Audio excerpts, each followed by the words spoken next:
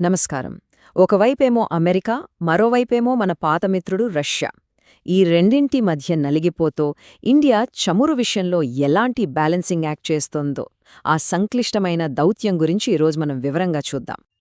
అసలు ఈ కథంతా ఎక్కడ మొదలైందంటే అమెరికా మాజీ అధ్యక్షుడు డొనాల్డ్ ట్రంప్ చేసిన ఈ ఒక్క స్టేట్మెంట్తో ప్రధాని మోదీ రష్యా దగ్గర ఆయిల్ కొనడం ఆపేస్తానని ఒప్పుకున్నారు అని ఆయనన్నారు. దీంతో ఒక్కసారిగా అంతర్జాతీయ రాజకీయాల్లో కలకలం మొదలైంది. అసలీ మాటలో నిజమెంత? ఒకవేళ నిజమైతే దాని వెనకున్న దౌత్యపరమైన వ్యూహమేంటి? పదండి ఈ చిక్కుముడిని విప్పుదాం. సరే, ఈ మొత్తం విషయాన్ని అర్థం చేసుకోవడానికి మనం కొన్ని ముఖ్యమైన అంశాలని స్టెప్ బై స్టెప్ చూద్దాం. ముందుగా అసలు ఈ దౌత్యపరమైన సందిగ్ధం ఏంటి? ఆ తర్వాత ఇండియా రష్యా భాగస్వామ్య చరిత్ర ఏంటి? ఉక్రెయిన్ యుద్ధం తర్వాత ఆయిల్ లెక్కలు ఎలా మారాయి? వెస్టర్న్ దేశాల నుంచి ఎలాంటి ప్రెషరొస్తోంది? మరి వీటన్నిటి మధ్య ఇండియా ఈ బ్యాలెన్సింగ్ ఎలా చేస్తోంది? ఇవన్నీ చూద్దాం. ఓకే, ఫస్ట్ ఈ దౌత్యపరమైన సందిగ్ధం. ట్రంప్ చేసిన ఆ కామెంట్తో మొదలైన ఈ గందరగోళం వెనక అసలు కథేంటి? ఇది కేవలం ఆయిల్ గురించేనా, లేక అంతకు మించి ఇంకేమైనా ఉందా? ఈ పరిస్థితిని అర్థం చేసుకోవాలంటే మనం కాస్త వెనక్కి వెళ్ళాలి. ఇండియా రష్యా బంధమనేది నిన్న మొన్న మొదలైంది కాదు. సోవియట్ కాలం నుంచి ఈ రోజు వరకు సాగుతున్న ఒక బలమైన భాగస్వామ్యం. దాని చరిత్రేంటో ఓసారి చూద్దాం. చూడండి, 1970ల నుంచే ఈ బంధం బలపడింది. ముఖ్యంగా 1971లో పాకిస్తాన్తో యుద్ధం జరిగినప్పుడు అమెరికా పాకిస్తాన్ వైపు నిలిస్తే మనకు అండగా నిలబడింది సోవియట్ యూనియన్. ఆ తర్వాత సోవియట్ యూనియన్ పడిపోయినా మన డిఫెన్స్ సంబంధాలు మాత్రం అదే కొనసాగాయి. చెప్పాలంటే ఒకప్పుడు మన మిలిటరీ హార్డ్వేర్లో 80% పైగా వాళ్ల దగ్గర నుంచే వచ్చేది. ఈ రోజు కూడా మన దగ్గరున్న పాత రక్షణ పరికరాలకి కావలసిన స్పేర్ పార్ట్స్ కోసం మనం రష్యా మీదే ఆధారపడాలి. సో ఇది కేవలం వ్యాపారం కాదు, మనకు చాలా వ్యూహాత్మకమైన అవసరం. అయితే అంతా సాఫీగా సాగుతున్న ఈ బంధంలో ఒక్క సంఘటనతో లెక్కలన్నీ మారిపోయాయి. అదే ఉక్రెయిన్ యుద్ధం. ఈ యుద్ధం ఇండియా రష్యా మధ్య ఉన్న ట్రేడ్ రూల్స్ని, ముఖ్యంగా ఆయిల్ ఈక్వేషన్ని ఎలా మార్చేసిందో చూద్దాం. ఈ బార్చార్ట్ చూస్తే మీకే అర్థమవుతుంది ఎంత పెద్ద మార్పొచ్చిందో. ఫిబ్రవరి 2022 అంటే యుద్ధానికి ముందు రష్యా నుంచి మనం కొనే ఆయిల్ కేవలం 2%. కాని యుద్ధం తర్వాత చూడండి, ఏకంగా 32%కి పెరిగింది. దీనికి సింపుల్ రీజన్ ఏంటంటే వెస్టర్న్ దేశాలు ఆంక్షలు పెట్టడంతో రష్యా మనకి చాలా తక్కువ ధరకి, అంటే హెవీ డిస్కౌంట్స్కి ఆయిల్ అమ్మడం మొదలుపెట్టింది. ఈ నంబర్ చూడండి, $63.8 బిలియన్.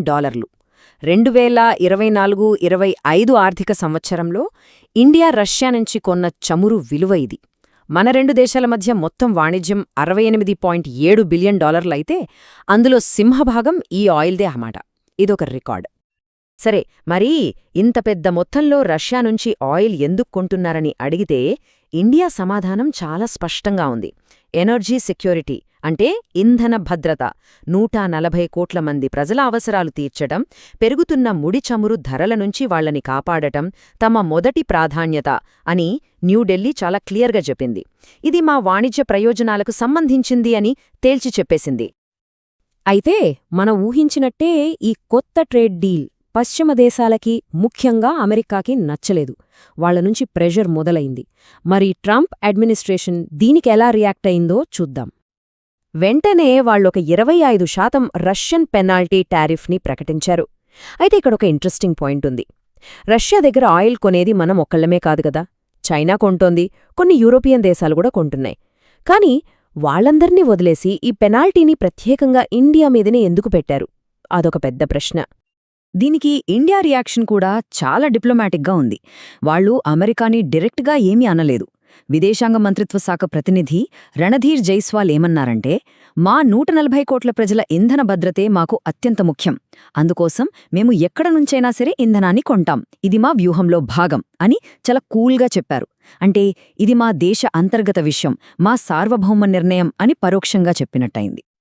ఇప్పుడు చూడండి అసలు కథ. పైన కనిపించేది ఒకటి, లోపల జరిగేది మరొకటి. ట్రంప్ వ్యాఖ్యల మీద రష్యా చాలా తేలిగ్గా స్పందించింది. ఇండియాకి చాలామంది సప్లయర్స్ ఉన్నారు, ఇందులో కొత్తేమీ లేదు అని కొట్టిపారేసింది.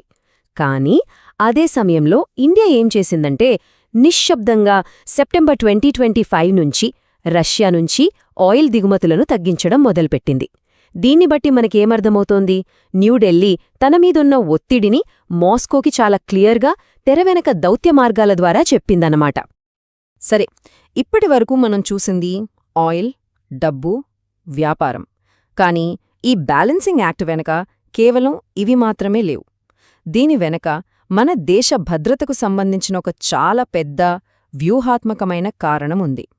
అదేంటో ఇప్పుడు చూద్దాం. ఈ మొత్తం పజిల్లో అతి ముఖ్యమైన పీస్ ఏదైనా ఉందంటే అది చైనా. మనకు అతిపెద్ద వ్యూహాత్మక ప్రత్యర్థి అయిన చైనాకి రష్యా చాలా మంచి ఫ్రెండ్.